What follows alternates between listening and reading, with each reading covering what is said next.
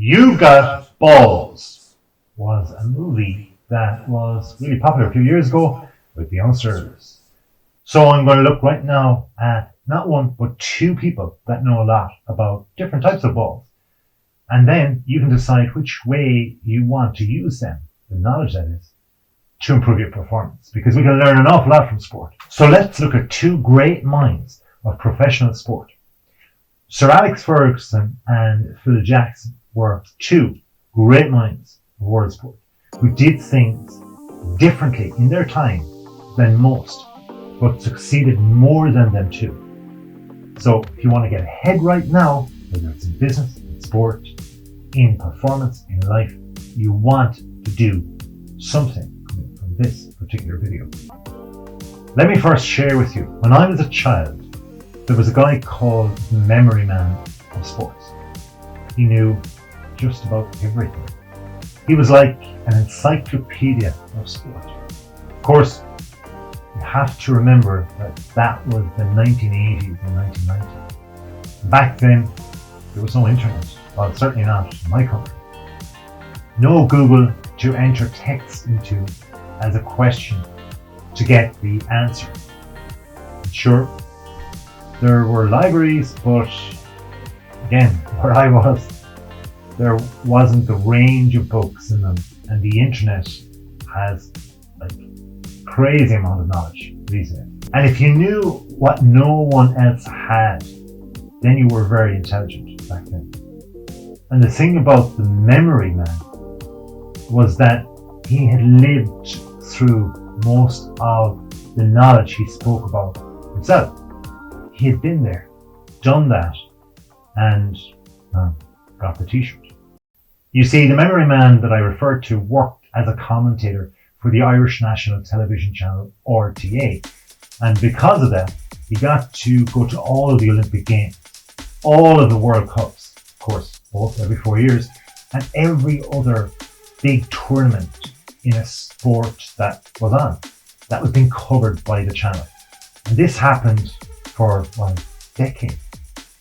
His name was Jimmy McGee, and his son not only followed in his sporting footsteps like most sons do of great players, but he used them to go a step further on a professional pitch and etch out a semi-professional football career.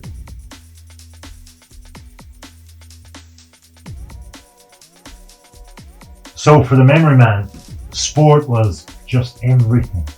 And with that passion, he remembered every fact and story he'd ever heard or seen. This thing of photographic memories, well, this was a claim more or less by the Memory Man. Similar to a search engine, he'd have the data recall in split seconds when asked about some sporting occasion. But the Memory Man isn't the only great mind in sports. And being able to recall facts and figures is only one mental skill that lends itself to sport, or indeed performance, because we have to adapt these skills and use them across either business or life as well.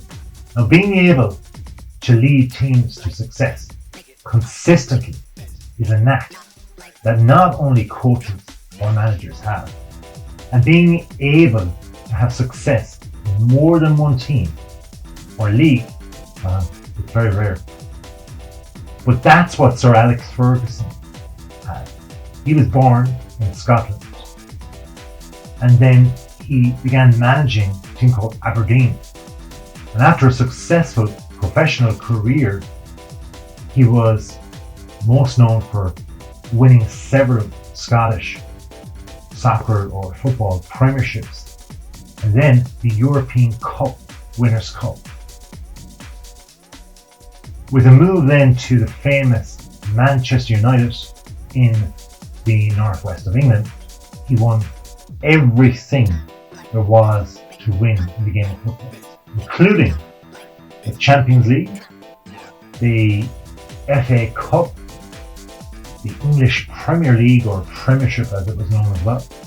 And he did this all in one season.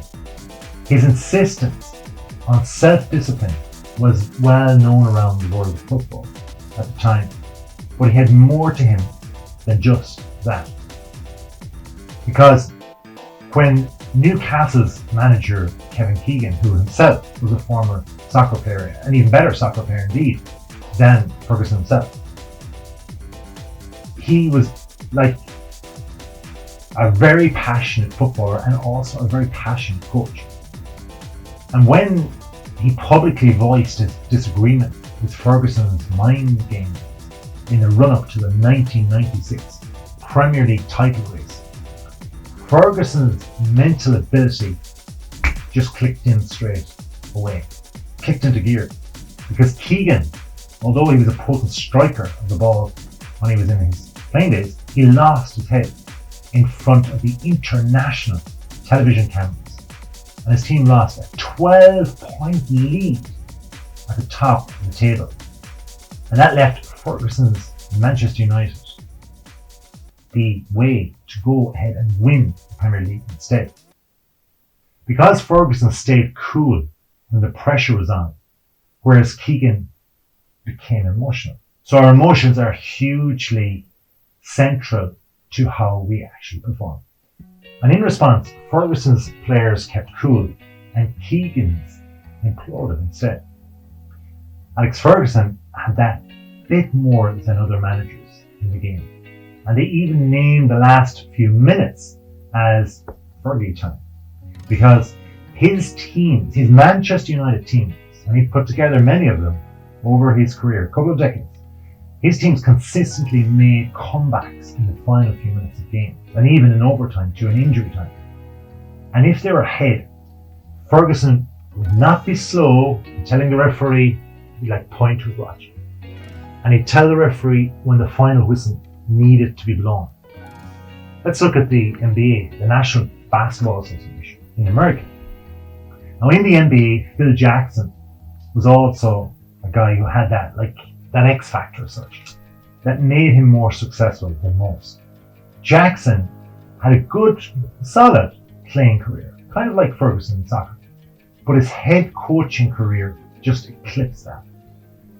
Because Jackson led the Chicago Bulls to not one, not two, not three, not four, not five, but 6 NBA titles in the 1990s, when the Bulls came out of nowhere to win the championship.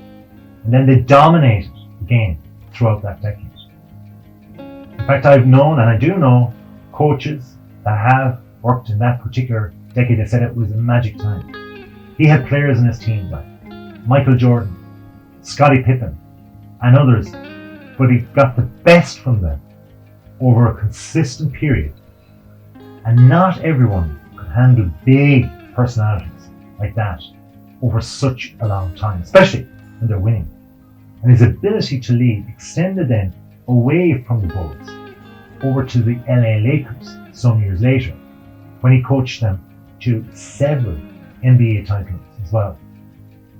Jackson had something that others hadn't got. And he looked at things differently than most other head coaches did, especially at that time. Because Jackson was not the regular coach for those times, but his methods worked. Having admitted to taking marijuana, and LSD in his past, he believed that a person's mind had greater functionality than most coaches, than sports managers did at that time. His beliefs in religion were different, as he had no time for religious preachers, and instead he felt that his version of God was beyond what the human mind could decipher. The bottom line is, his players responded to him, they respected him, and most importantly, they played for him and they won for him. So both football's Alex Ferguson and basketball's Phil Jackson had something different, and that something different brought them a consistency of success And there's one thing for sure, that you won't have to be a memory man or woman to recall these truly great minds in professional sports who improve their sports further. And you too can improve yours, your business, and your performance in management. So, hope you've enjoyed the video. If you have, hit that subscribe button. So, until next time.